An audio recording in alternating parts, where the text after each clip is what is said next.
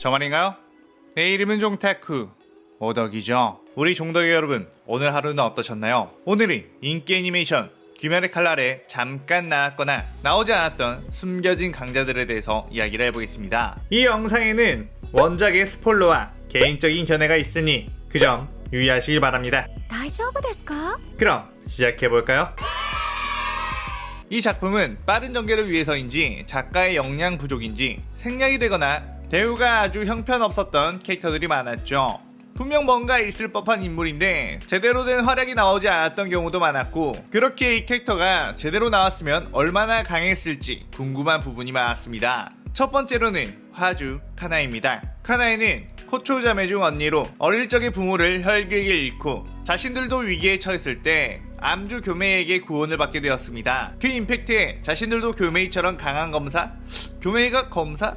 어쨌든 귀살대원이 되어 사람들을 구해주고 싶다는 생각을 하게 되었죠. 하지만 교메이는 이때 당시 아이 불신에 빠져 이들을 멀리하려고 했습니다. 하지만 끈질기게 달라붙어 교메이에게 부탁을 했고, 교메이는 커다란 바위로 움직이면 교육자를 소개시켜주겠다는 제안을 합니다. 사실상 이런 어린 여자아이들은 큰 바위를 움직일 수 없기 때문에 포기시키려는 심산으로 내건 제안이었죠. 하지만 시노부는 영리한 머리를 사용해 바위 밑에 땅을 파고 지렛대의 원리로 바위를 조금 움직였고, 약속대로 교육자를 소개받게 되었죠. 그 뒤 코초 자매는 귀살대원이 되었고, 카나에는 꽃의 호흡을 사용하는 화조가 되었습니다. 그런데 작중에서는 상현이 도우마에게 살해당했는데 그때 나이가 17살이었습니다. 아주 어린 나이에 죽은 것이죠. 이것만으로 봤을 때 카나의 전투력에 대해서는 여러가지 추측을 해볼 수 있는데 사실상 엄청난 재능러였을 가능성이 높습니다. 일단 사네미의 과거로 봤을 때 같은 나이인 사네미와 오바나이보다 더 먼저 주가된 인물이 카나입니다. 기우 역시 사네미가 막 주가되었을 때 주합회의에 참여한 모습이 보이는데 기우도 그로 인해 꽤나 고평가를 받을 수 있죠. 물론 기우는 작중 시점에서 2년 전인 산에서 탄지로 남매를 만났을 때가 수주가 된 지 얼마 되지 않은 상황이라고 나와 있다 보니 이때는 주가 아닌 주 후보라고 추측할 수 있지만요. 그런데 사네미가 주가 되었던 시점이 작중 시점부터 4년 전이기 때문에 기우가 2년 동안 수주 후보로서 살아가며 주합회의에 계속 참가했다는 건 설정 오류다, 아니다, 기우의 성격이라면 충분히 가능하다, 이렇게 의견이 나눠지긴 합니다. 어쨌든 지금의 21살 나이인 사네미, 오바나이, 기우, 카나에, 이들 중에서 카나에가 가장 먼저 주가 되었다는 건 확실한데, 먼저 주가 되었다고 해서 무조건 가장 강하다고 볼 수는 없지만 확실한 건 엄청난 재능이 있었기에 아주 어린 나이에 주가 될 수 있었던 것이라고 볼 수 있습니다. 왜냐면 사네미가 막 주가 되었을 때가 4년 전이고 그때 카나에가 있었던 것이니만큼 카나에는 얼마나 더 전에 주가 되었는지는 모르죠. 15살에 주가 되었을 수도 있고 16살에 주가 되었을 수도 있습니다. 거의 이 정도면 무이치로 다음으로 일찍 주가된 인물이라고도 볼 수 있죠. 마치 작중에서 탄지로 세대 동기 중 카나우가 가장 먼저 주급의 실력에 도달하게 되었었죠. 그것처럼 21살 라인 중에서 카나에의 실력이 가장 먼저 완성이 되었고, 카나에가 죽기 전 시점에서는 카나에가 그들 중 가장 강했을 거라고 추측할 수 있습니다. 물론 그 뒤에는 전투에 대한 집착이 강한 사네미가 전투력이 펌핑되면서 카나에보다 더 강해질 수는 있겠지만, 카나에가 살아남았다면 기우나 오바나이보다 강했을 확률이 꽤 높죠. 그리고 도우마와 싸웠을 당시에도 도우마가 죽인 여자 중에 먹지 못한 여자가 카나에가 유일했다고 볼 수 있을 만큼 강했다는 게 나오는데, 물론 도우마가 카나에와 싸울 때 진심으로 싸우지 않고 아카자가 쿄조로와 즐기면서 싸우다가 해가 떠버려 도망간 부분이랑 비슷하게 도우마가 카나에와 싸우며 즐기다가 해가 뜨는 바람에 먹지 못하고 도망갔다는 걸로 예상할 수 있습니다. 하지만 이걸 다른 말로 하면 쿄조로가 아카자와 동이 틀 때까지 버틴 정도로만으로도 엄청난 전투력으로 평가받고 있잖아요. 그것만큼 아카자보다 더 강한 등급의 도우마와 동이 틀 때까지 싸웠다는 것은 쿄조로의 전투력과도 비견될 정도의 실력을 17살에 지녔다고 추측할 수 있다는 겁니다. 이런 카나에가 죽지 않고 살았다면 얼마나 강하고 우아한 주가 되었을지 참 아쉽죠. 4년이 지난 작중 시점에서면 상위권 주로 충분히 자리 잡고 있었을 거라고 봅니다. ちょっとすごい人なんですよ. 그 다음은 사비토입니다. 사비토는 시즌 1에서 극 초반부에 나와 엄청난 입덕 요소를 줄 것처럼 하다가 알고 보니 컷신이었다는 반전을 주며 아쉬움을 느끼게 했던 인물이었습니다. 컷신이 되어 탄지로의 수련을 도와주었죠.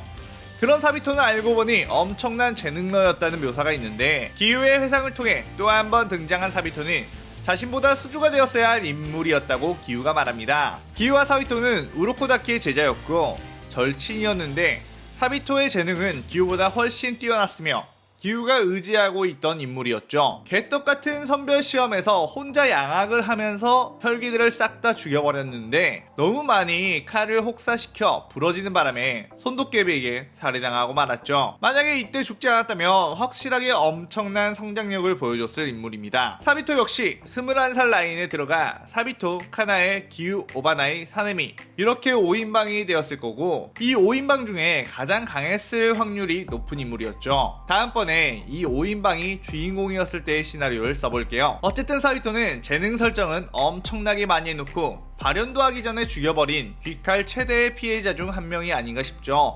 그 다음은 마코모입니다. 마코모 역시 우르코다키 사콘지의 제자였으며 선별시험에서 손도깨비에게 살해당한 아주 안타까운 피해자였죠. 마코모 같은 경우가 작가에게 사랑을 받았다면 꽤나 활약을 할 수 있는 정도였다고 생각합니다. 물론 주급의 실력은 아닐지라도 물의 호흡에서 파생된 어떤 다른 호흡을 쓰며 큰 전력이 되었을 확률이 높죠. 사실상 사비토가 주인공이었다면 마코모는 사비토와 썸을 타는 히로인이 될 만한 포지션이지 않을까 싶은데 애초에 탄지로를 주인공으로 할까 사비토를 주인공으로 할까 하다가 둘 다 만들어 놓고 아예 안 쓰기는 아까우니 등장시켜 놓고 바로 죽여버린 것은 아닐까요? 아무리 봐도 사비토와 마코모는 주인공 비주얼인데 말이에요. 그 다음은 우르코다키 사콘지입니다. 사콘지는 기우와 사비토, 마코모, 탄지로의 스승입니다. 예전에 귀살대에서 수주로 지냈던 인물이죠. 수주로 지냈다는 정보만으로도 사콘지가 젊은 시절 얼마나 강한 인물이었는지 알 수 있는 부분인데 무라타처럼 생존의 호흡을 사용한 것이 아닌가 싶을 정도죠.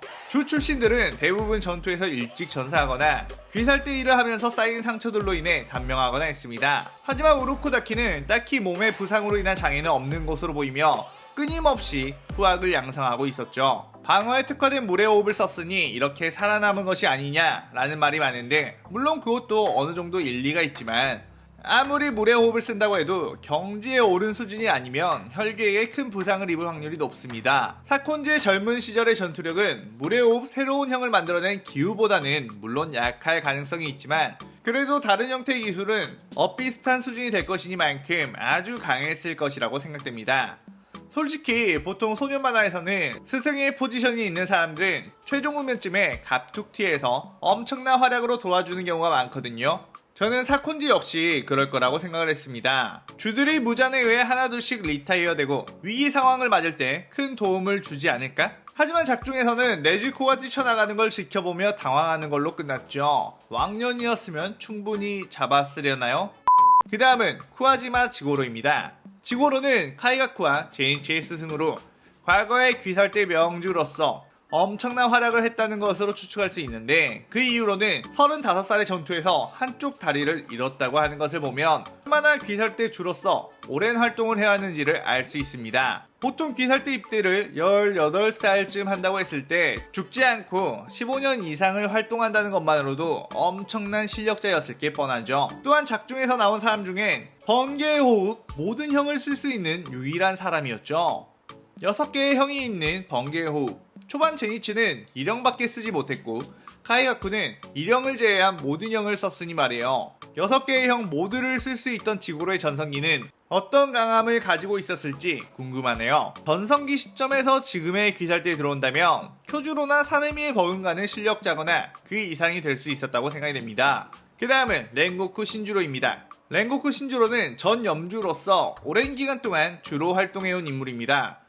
쿄주로가 꽤 성장을 했을 때까지 주로 활동했던 것으로 보면 신주로 역시 15년 이상을 귀살대 주로 활동했을 거라는 추측을 할 수 있습니다. 그 오랜 세월 동안 큰 부상 없이 살았던 것을 보면 엄청난 실력자였음을 알 수 있고 화염의 옷 명문가였던 만큼 당연히 재능 자체가 달랐을 겁니다. 역대 염주들의 수기에 나온 해의 호흡 사용자에 대한 묘사를 보고 좌절을 할 만큼 어떤 경지를 추구하는 것에 있어 집착이 있었던 것으로 보이는데 그 말은 이미 자신이 할 수 있는 화염의 호흡에서는 더 이상 오를 경지가 없었던 것으로 추측해볼 수 있습니다. 물론 술 처먹고 폐인이 된 상태에서는 탄지로의 박치기에 쓰러졌지만 전성기 시절에는 그때 당시 교메이보다도 더욱 강한 베테랑 주였을 가능성이 있습니다.